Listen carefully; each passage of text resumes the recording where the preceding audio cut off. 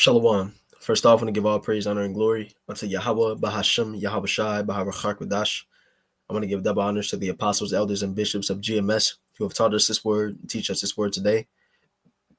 And I'm going to give a salutation unto the elect of the nation of Israel. This is the Brother Yatazak Bob at the GMS Nebraska camp. This is GMS Endeavor. And in this lesson, what I want to get into is, how we are at high times of prophecy right now.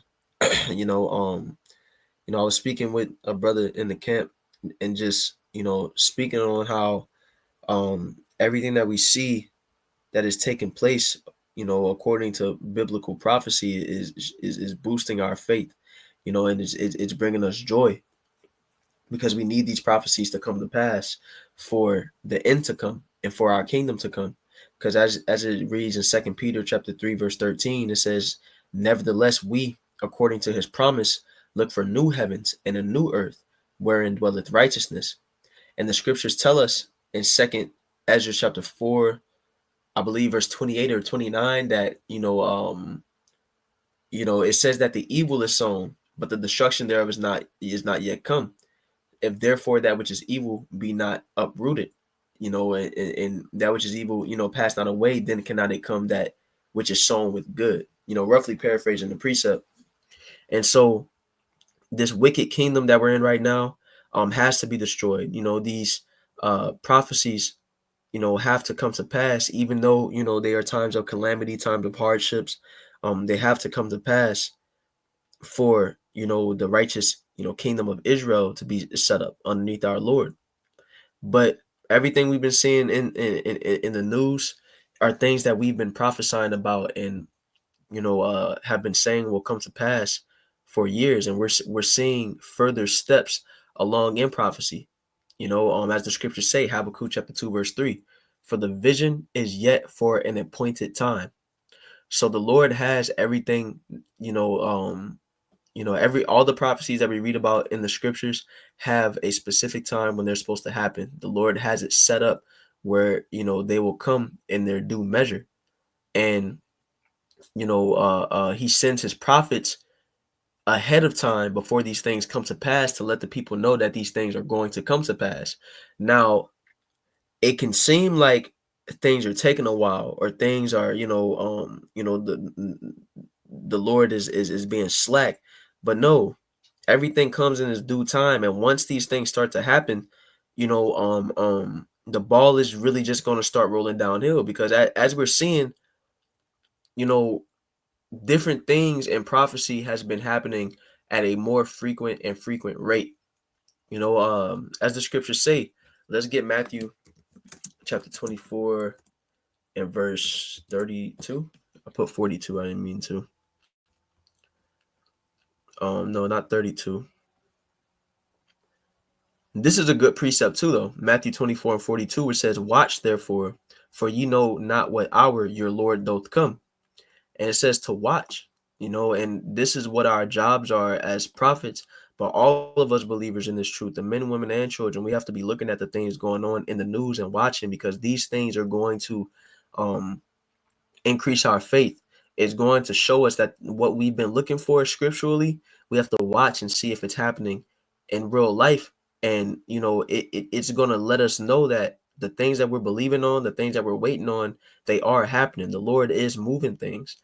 And it says in Strong's G 1127, the definition for watch says, "Give strict attention to, be cautious, active."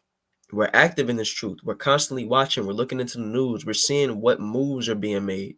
It says to take heed, lest through remission and indolence, basically getting lazy, putting your foot on the brake, says some destructive calamity suddenly overtake one. And this is the mindset that, a person can get in if they start to get lazy or stop, being diligent in this truth. They can put their foot on the brake thinking that, these prophecies are just going to take forever to come to pass. And then when we read on in this precept, what's going to happen to them? It says, "For ye know not what hour, watch therefore, for ye know not what hour your Lord doth come. But know this, that if the good man of the house had known in what watch the thief will come, he would have watched and would not have suffered his house to be broken up. Therefore be ye also ready, For in such an hour as ye think not, the Son of Man cometh. So when we least expect it, the Lord is going to start moving prophecies. He's going to start putting things in order. And that's what's been happening with, let's stop beating around the bush. What's going on in the news right now? Israel and Iran are locked up in battle right now. We see, protests and riots going on, all across America over the immigration going on, which is going into 2nd Ezra chapter 15, where it speaks about the sedition of men. And these things happen seemingly out of nowhere, especially with the Israel and Iran situation. Now, when I say that it happened out of nowhere, it's not like, we weren't expecting this to happen, but it was a thing to where we've been waiting for this war over there between Israel and Iran to warm up for some time now, since the initial, raid where Hamas went into Israel. We've been waiting for this to really ramp up. And this latest development where Israel, struck Iran and Iran struck back, this current development that we're in within this prophecy seemingly came, out of left field. It was exciting news to hear, because the Lord is moving the prophecy along. And why do we need this prophecy to come to pass? Well, because this current war that's going on, which, it's not a huge war, but the scriptures speak about what in this same chapter, Matthew 24 verse slacking, my mind's all over the place right now.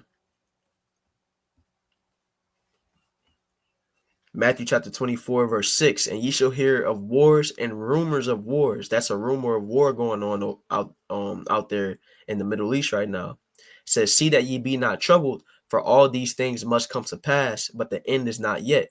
Right, because there's still more developments that still need to happen, but these are steps in the right direction.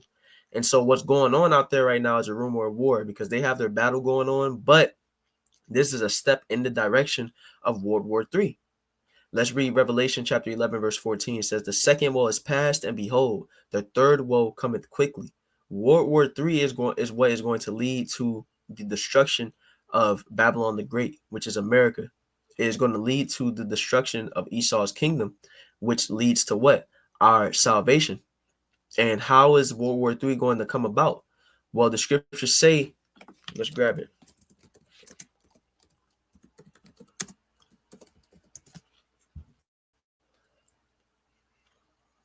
Jeremiah chapter 40, verse Salakia. Jeremiah 49 and 20. Therefore hear the counsel of the Lord that he had taken against Edom, who is the so-called white man, and his purposes that he had purposed against the inhabitants of Teman, which is a tribe of the Edomites, which are the Germans, specifically, but this is just directed toward the Edomites in general in the scripture. It says, surely the least of the flock shall draw them out. Surely he will make their habitations desolate with them. Now, who is the least of the flock? This is speaking about Amalek, because the current people in the land of Israel today, the so-called, Jewish people over there, the Israelis, they are not the true people. They are actually Edomites that have, taken our heritage and are imposters. Now, they are the least of the flock because, look at them. That small nation is going to lead, is who is going to draw the world into World War III. And we see it happening right now. What's happening? Israel is warring against Iran. It started with Israel and Hamas and the Houthis, the Iranian-backed groups, but now it's Israel and Iran going at it. Now, the scriptures speak about in Ezekiel chapter 38, Russia's involvement within this war, which is really, once Russia gets involved, that's really what's going to spur, things into, it's not going to be a rumor of war anymore. It's going to be war. When we read Ezekiel chapter 38, verse 2, it says, son of man, set thy face against Gog, the land of Magog. Now, Gog is representative of Russia. It says, the chief prince of Meshech and Tubal, and prophesy against him. Even a chief prince here, that is, an indicator. This is speaking about Russia. Because when you get chief prince in the Hebrew, chief in the Hebrew is Ra'ash, which is head, first, chief. Prince is Shar. So when you say that in the Hebrew, is what? Ra'ashar. It sounds like Russia. It says in verse 3, and say thus said the Lord Yahweh, behold, I am against thee, O Gog, the chief prince of Meshach and Tubal. Now here's the point. It says, I will turn thee back and put hooks into thy jaws, and I will bring thee forth in all thine army, horses and horsemen, all of them clothed with all sorts of armor, even a great company with bucklers and shields, all of them handling swords. Now, what this verse here is telling us is that the Lord is going to stir up the spirit within the leader of Russia to be in a warlike mindset. He's going to spur the Russians to be in that Soviet mindset, to where they're ready to fight. He's going to get to a point where diplomacy is going to be put on the back burner. It's going to be a time of war.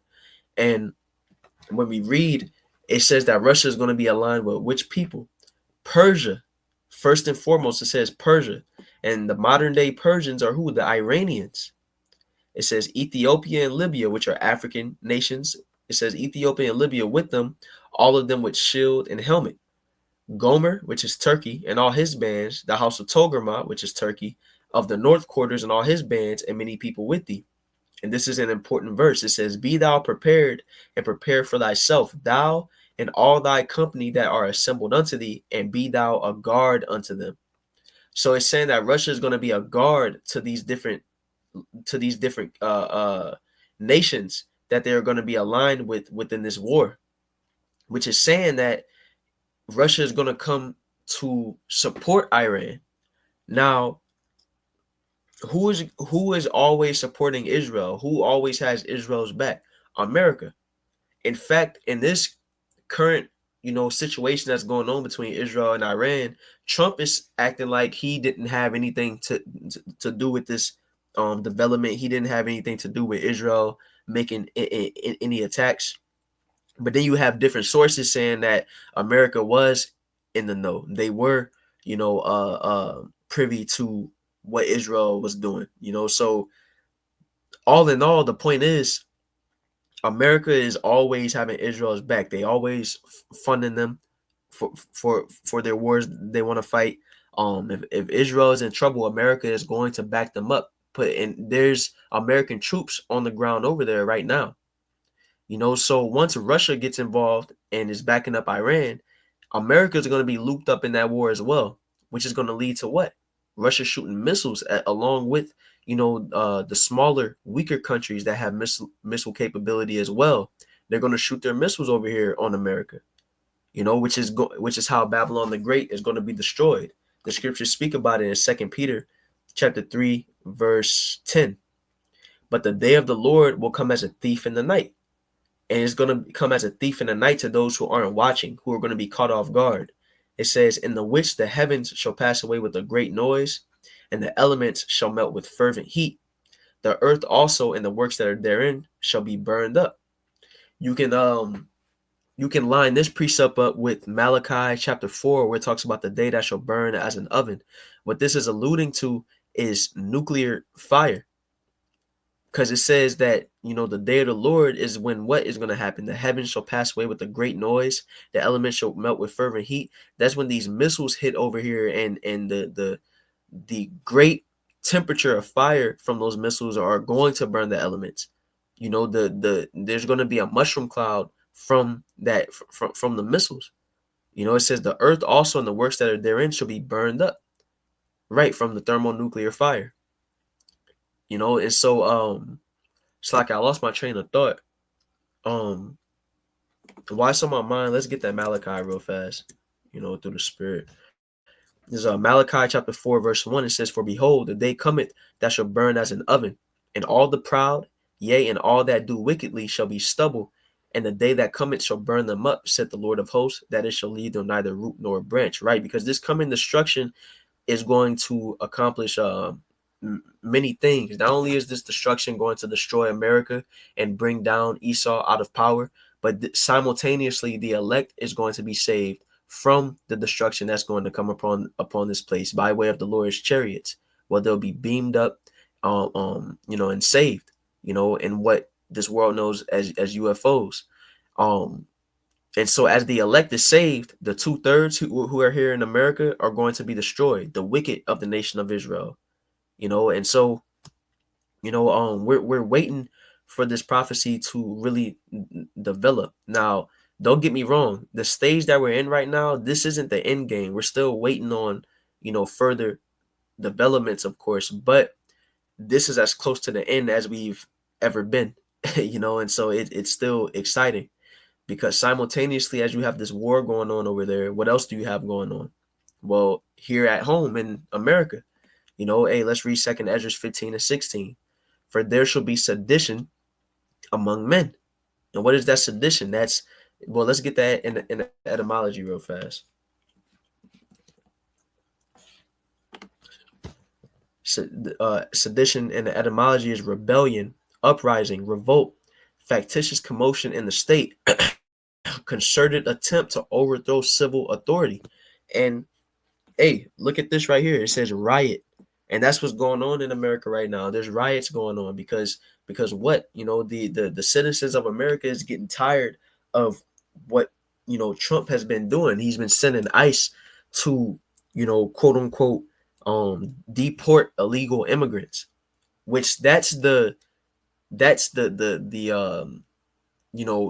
that they want to put out there. But really what's going on is that Esau is just coming after Jake. Right now, Esau is going after the Northern Kingdom, and you have, immigrants that aren't even illegal that's being deported. Esau is just coming down and, deporting whoever he wants to, and that's causing the people to revolt. That's causing these protests, and these protests are, leaning to the direction of not being peaceful protests. You got people, burning up cars and, doing these different things. Now, what is very possible of what is happening within these protests is that you have paid people and agents that are entering these protests and making it as though they'll go into the protests and make the protest violent, on purpose, because as the elites of Esau, how they operate is order ab chaos. They bring order out of chaos, and that can come from natural chaos, from an event that just naturally occurs, or they'll make their own chaos so that they can bring the order that comes afterward. And so within this, these protests, the fact of the matter is that, the people were already tired with what Trump was doing, with what ICE was doing.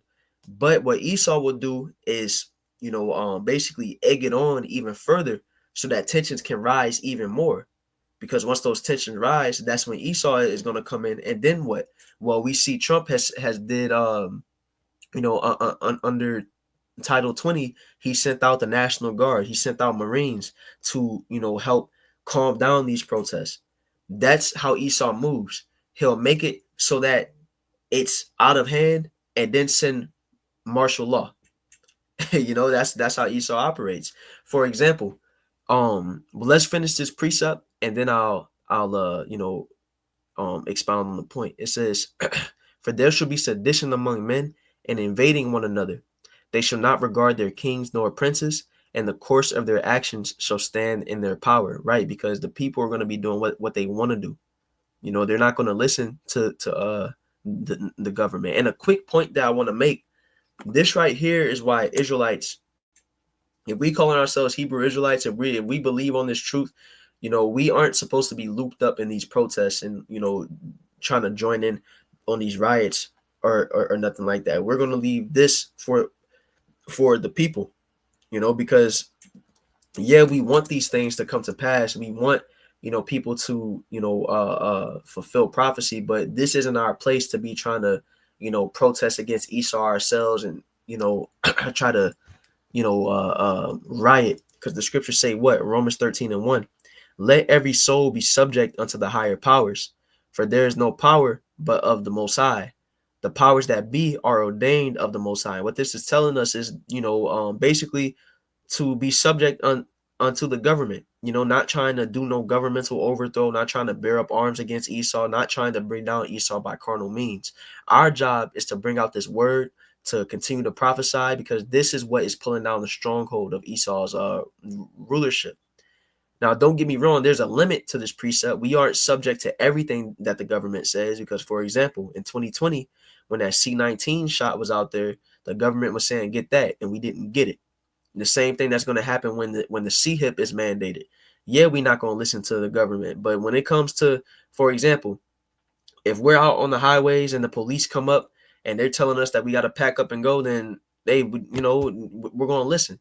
Because let's go to the Apocrypha real fast. Let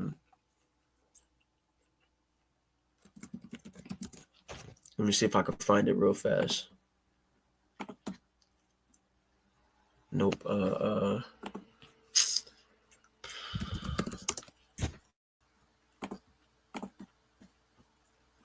Okay.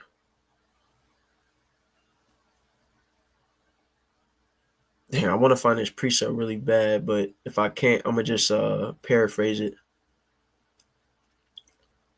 Basically, the precept that I wanted to find is basically that we're not supposed to strive against, the police or people who are in a position of power like that, because they have the power to arrest us, take us to court. We gonna lose that situation. In a situation when the police come up and they like, hey, y'all gotta go, we gonna listen. We gonna shake the dust off our feet. But so just making that point to say, that's not our place to be getting looped up within these protests, but it's beautiful to see them come to pass, because that is furthering prophecy. But like I said, Esau could be orchestrating aspects of this himself. Salakia, let me grab some water real fast.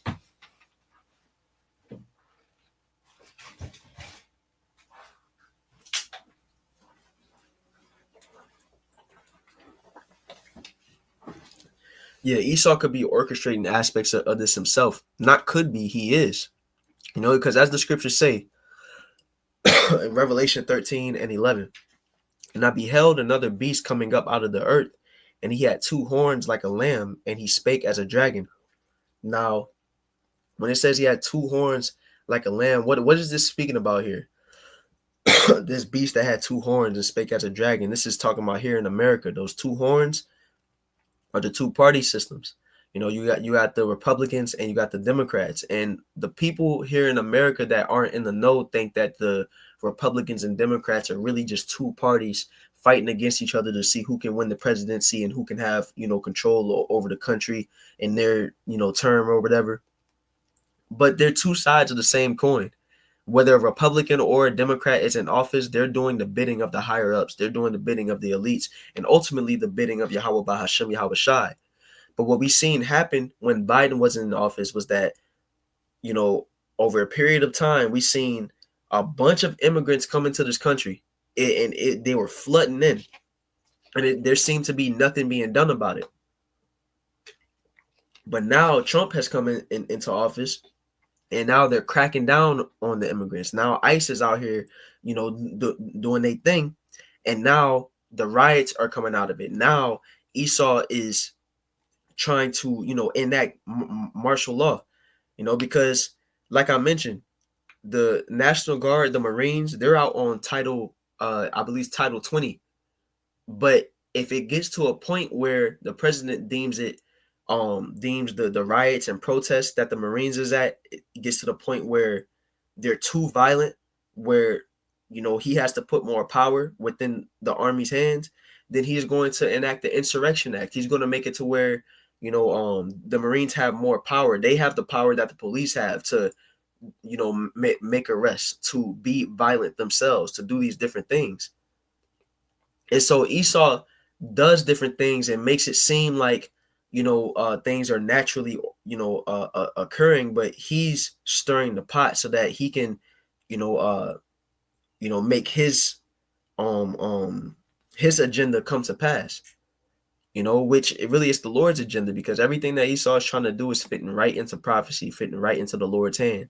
And one last thing that I wanted to get into before closing out this video is that, Salakia, before we get to that, I just want to mention how this current situation is beginning stages of Jacob's trouble. In Jeremiah chapter 30, verse 7, it says, what? Alas, for that day is great, so that none is like it. It is even the time of Jacob's trouble, but he shall be saved out of it. And so Esau has been targeting the northern kingdom, and bringing the hammer down on them, sending them to prisons, high security prisons out of the country, just snatching up people that's being wrongfully convicted and not going through their due process or anything like that.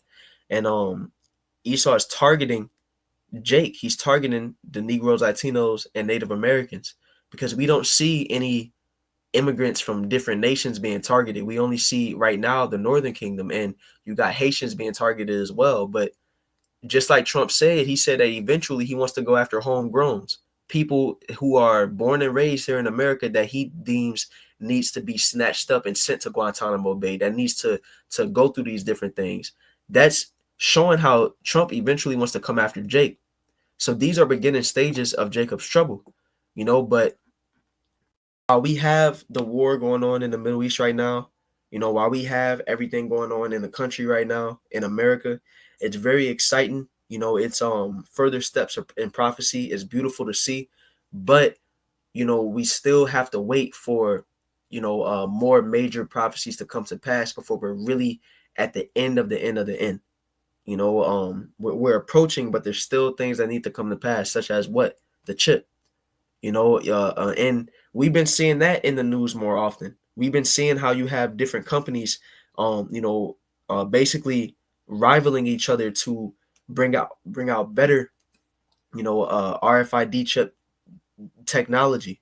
More companies have been, doing more human test subjects and, seeing who can outdo the other. And when you have, for example, you have two car companies that are competing against each other, that's going to make both them car companies basically improve at a faster rate. That's going to make them perform better, and because they're trying to outdo one another.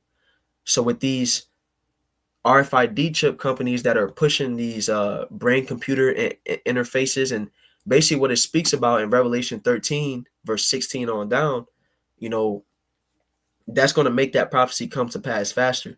But we have to wait for that prophecy to be implemented before we get to, the culmination of World War III, before we get to Esau being taken down out of power. This is that major prophecy that we're looking for, and we're still waiting upon this.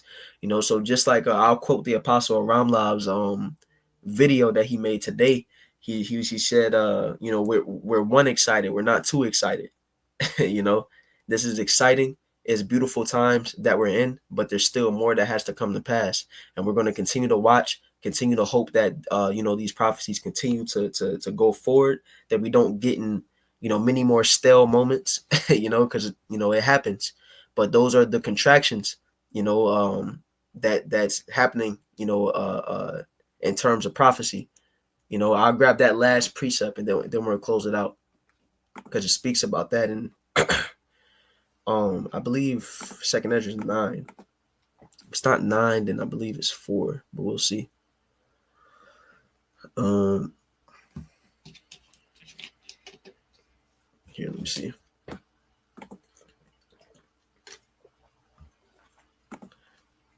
I'm having trouble with my precepts today, y'all, but Bob Shaw, bear with me. We'll look up womb, and if it don't come up with that, then I'm just have to paraphrase it.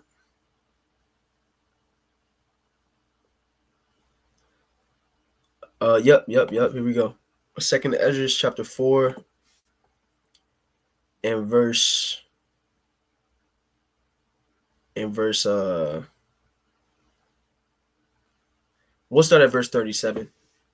It says, by measure hath he measured the times, and by number hath he numbered the times, and he doth not move nor stir them until the said measure be fulfilled. And just like we spoke about earlier in this lesson, all these prophecies that have to come to pass have their, their set time that they have, to happen, that is set up by the Lord. It says, then answered I and said, O Lord that bearest rule, even we all are full of impiety, and for our sakes peradventure, it is that the floors of the righteous are not filled because of the sins of them that dwell upon the earth.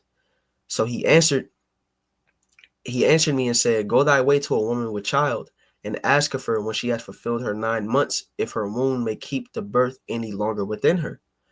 So um I can't tell if this is the precept that I was looking for, but it's touching on the same point that once a woman gets to her 9 months, of pregnancy, once her that due date comes, or that time is ready for the baby to come out, it's going to come out. You can't hold it off. You can't push that time back. No, once the time is coming, then it's coming. And we can look at the time until the end, and use that metaphor of a woman's pregnancy. As that woman is in labor, and it's leading up to the time for the baby to come out, you have the contractions, which are these different prophecies that we see coming to pass, these smaller level prophecies. This war over there in Israel and Iran, it is a contraction, and it's signs that we're getting closer and closer to that birth. And we can look at that birth as the destruction of this place, as the salvation of the elect. So we're getting closer and closer and closer. These contractions are happening, and once we get to them 9 months, hey, there's nothing that anybody can do to turn these prophecies back. This is the will of Yahweh Bahashem Yahweh Shai. And we're just going to continue to pray that these prophecies speed up. So hey, Lord willing, this lesson was edifying. Once again, I'm going to give all praise, honor, and glory unto Yahweh Bahashem Yahweh Shai Baharachak Wadash. I want to give double honors to the apostles and elders of GMS, and a salutation unto the elect. Shalom.